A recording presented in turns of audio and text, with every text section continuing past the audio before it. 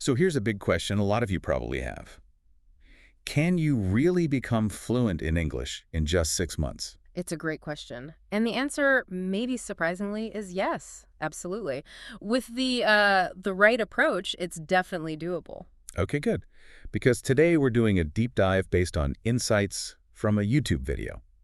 Speak English fluently in 6 months. Practice these tips and become fluent in 2025 from English Lessons with Kate. Yeah, it's a really practical video. It basically lays out a roadmap for getting there So fast. this is like our concentrated guide, pulling out the key steps for you. Exactly. And what's interesting is how optimistic, but also, well, realistic it is. It encourages you, but also sets expectations. First things first, though, we need to talk about fluency. What does that even mean in this context? Because the video makes a good point. It's not about sounding, perfectly native. Right. That's a huge misconception. It's not about zero mistakes or knowing every fancy word. Think of it more like communication flow. Flow, like a river. Kind of, yeah. The video uses that analogy. Words coming out smoothly, naturally, without huge pauses or struggles. It's about being understood easily. So feeling comfortable talking about everyday stuff, work, hobbies, what you did yesterday, Mm, without constantly worrying you'll mess up. precisely. Effective communication is the name of the game, especially early on. Get your point across. That's the win. Okay, that feels much more achievable than like sounding like Shakespeare. Definitely. Focusing on communication rather than perfection takes a lot of the pressure off. You build confidence, then you refine later. All right, so the 6-month promise. The video says, yes, it's possible, but it's not magic, right? Time alone won't do it. No, not at all. And this is crucial. It's not just that you spend time, it's how you spend it. The video really pushes back against just passive listening or casual learning. So focused effort is key. Consistent daily practice is better than, say, one huge cram session on the weekend. Absolutely. Intensity and focus beat duration every time when it comes to language acquisition speed. Daily habits are powerful. Okay, let's talk numbers. What kind of time investment are we actually looking at for this 6-month goal? The guideline mentioned is around 600 hours total over the 6 months. 600 hours. Okay, break that down. That's like, About 20 hours a week. Or roughly, yeah, 4 hours a day on average. whoa, okay. 4 hours a day sounds intense. That's a part-time job. It does sound like a chunk, I know. But, and this is important, the video immediately says it doesn't mean 4 straight hours of hitting the grammar books. Phew! Okay, good. That makes it feel less like climbing Mount Everest. So how do you structure it? How do you fit that in? It's about weaving it into your day. Smart integration. The video gives some really good practical examples. Like what? Like, okay, maybe listen to an English podcast or some YouTube videos while you're having breakfast or commuting. Get your ears working early. Easy enough start. What else? Then maybe at lunch, grab 30 minutes. Could be reviewing vocab, reading an article in English, something focused. Okay. Half hour at lunch. Manageable. Evenings, maybe watch a TV show or a movie you like, but in English. And really listen, try to understand the conversation, the context. Right, so not just zoning out in front of the TV, active watching. Exactly. Pay attention to how they say things, the sentence structure, and then maybe later, set aside another 45 minutes just for speaking. Speaking practice. How? Could be repeating phrases you learned, talking to yourself seriously, or finding an online language partner, just getting the words out. Okay, when you break it down like that, breakfast, lunch, evening, Mhm. it seems much more doable. It's not one giant block. That's the idea. Integrate, don't just pile it on. But the video also stresses that how you practice matters, quality over quantity. Right, what does that mean though? Focused practice versus unfocused. It means really paying attention, not just having English on in the background. When you're listening, you're trying to understand how sentences are built. When you're reading, you're noticing new words. And repeating phrases. Yes. Repeating things out loud, trying to mimic the pronunciation, the intonation. It's active engagement, deliberate effort. Like practicing scales on a piano. Makes sense. And the video really hammers home the speaking part, doesn't it? Yeah. That seems to be the bit people find scariest. It is often the biggest hurdle. But yeah, the video is clear. Reading and listening build your understanding, but you have to speak to become fluent. That's how you activate the language. It's a production skill. You got to use Yeah. it. So language partners, tutors. Hmm. What if those aren't easy to find or afford? Great point. And the video suggests something simple but effective. Talk to yourself. Talk to myself. Really? Yeah. Describe what you're doing. Okay, I'm making coffee now. Plan your day out loud in English. Tonight, I need to. It feels weird at first, maybe, but it's incredibly useful practice. No pressure. Never thought of that. Yeah. Okay, what about what you learn from the actual books or videos? Good question. The advice is to find stuff that's challenging enough to make you learn, but not so difficult that you just get frustrated and quit. The sweet spot. Yeah. Goldilocks zone. Pretty much. Maybe start with things made for learners, then move to authentic stuff like news articles or podcasts on topics you actually like. Ah, so enjoyment matters too. It's not all drills and grammar rules. Definitely not. Emotional engagement is key. If you love movies, watch them in English. If you're into cooking, find English recipes or cooking shows.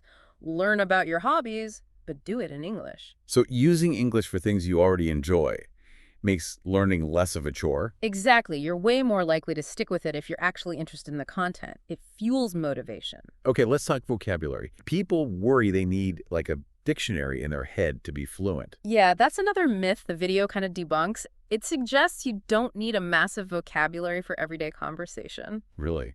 How many words are we talking about, roughly? The figure mentioned is around 4,000 common words. That's often enough to handle most daily topics, weather, food, work, family, hobbies, 4,000. Okay, that sounds way less scary than 50,000. So Yep. focus on the common stuff first. That's the idea. Build a strong foundation with high-frequency words. You can always add more specialized vocabulary later, as you need it. Get the core right. Makes sense. Yeah. And listening. The video emphasizes that too, but not just hearing, right? Active listening. Yes, exactly. It's about training your ear, not just for words, but for the rhythm, the tone, the musicality of English, Yeah. how sentences flow together. So when I'm listening to that podcast at breakfast, Don't just let it wash over you. Focus. Hmm. Try to pick out how words link together. Notice the intonation. Does the voice go up or down? Maybe even pause and repeat a phrase. okay, so listening actively. Got it. Now the big one, mistakes. People hate making them. Oh, yeah. Fear of mistakes is probably the single biggest blocker for many learners. What does the video say about that? It tackles it head on, basically. Mistakes are not just, okay, they're essential. They're how you learn. Think about how kids learn to talk. They make errors constantly. That's true. They just keep trying. Exactly. So the advice is embrace the mistakes. Speak even if you know it's not perfect. The goal is communication, remember. Getting your message across. That's progress. Easier said than done sometimes, though. Totally. So maybe practice in low-stress situations first. Talking to yourself, like we said. Or with other learners who understand. Build that confidence gradually. Okay. And the video also mentioned repetition. Why is that so important? Sounds a bit boring. It can seem boring, but it's crucial for memory. Think about learning guitar chords. You don't play it once and know it forever. You practice it again and again. Right. Muscle memory almost. Kind of. Language needs that reinforcement too. The video talks about spaced repetition reviewing things just as you're about to forget them. It makes information stick in your long-term memory much better. So how do you do that practically? Flashcards? Flashcards are great, yeah. Apps use spaced repetition algorithms too, or just keeping a notebook and making a point to review it regularly. And using the new words. Yes. Don't just learn a word, use it. The video gave that example with challenge, right? Try to make different sentences with a new word throughout the day. Learning English is a fun challenge. This grammar point is a challenge. Actively using it cements it. Exactly. And speaking aloud, reviewing past lessons, it's all part of reinforcing what you've learned. Consistent review.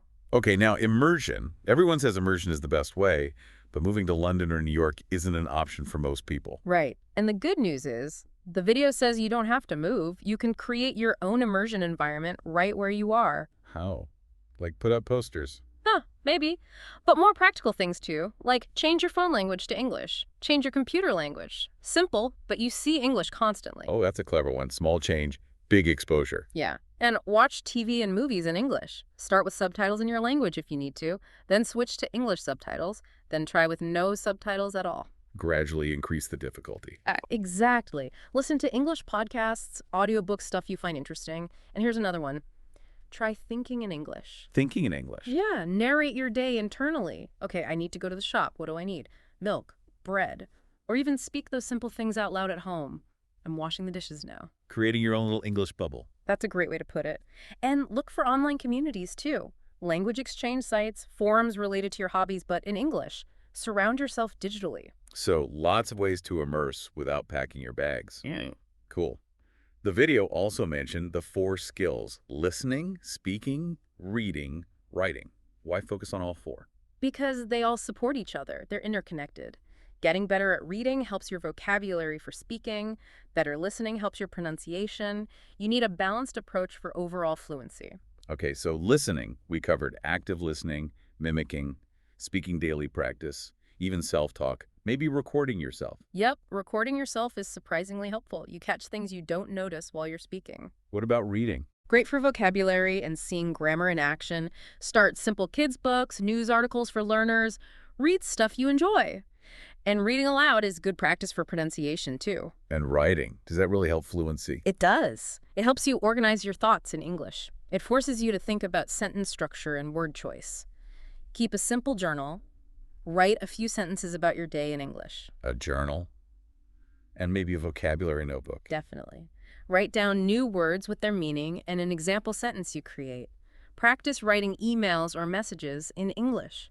It all reinforces the learning. It really is a holistic thing, isn't it? All the pieces working together. Absolutely. Now, it's a journey, and let's be honest, it can be tough sometimes. Motivation can dip. Oh, yeah. How do you stay motivated for 6 whole months of this focused effort? The video had some good tips for that, too. One is setting small, achievable goals like, this week I'll learn 5 new phrases, or I'll speak for 10 minutes today. Little wins keep you going. Okay, break it down into mini goals. Smart. What else? Mix things up. Don't just do the same thing every day. If you're bored of the textbook, watch a movie, listen to music, play a language game, keep it fresh. Find the fun again. Exactly. And remember why you started. What's your big goal? Travel, a better job, connecting with people. Keep that reason in mind. Good reminder. What about burnout? If you're feeling totally overwhelmed. Take a break. It's okay. Step away for a day or two. But maybe set a limit, like, I'll take the weekend off, then get back to it Monday. Don't let the break derail you completely. And be kind to yourself. Yes. Acknowledge your progress. Look back at how far you've come. Maybe listen to a recording of yourself from a few months ago. And accept that progress isn't always a straight line up. Some days are harder than others. Patience is key. So wrapping this all up, the core message seems to be, yes, 6 months is possible for fluency, but it takes real commitment. Totally. Consistent, focused, daily practice, using the right strategies we talked about. It's not magic, it's work, but achievable work. And it's about more than just memorizing words and rules, right? Oh, much more. It's about building confidence. It's about actually communicating and hopefully enjoying the process of discovering a new way to express yourself. So for you listening, the challenge is set. Take these ideas, make a plan that works for you, stick to it, practice every day. And really embrace the learning experience. Immerse yourself however you can. Because the payoff isn't just being fluent. No way. It's opening doors, connecting with people across cultures, exploring new ideas, new opportunities. It's genuinely life-changing. That's a great way to end. So our final thought for you today. Language learning is a marathon, not a sprint, but this approach helps you run it faster.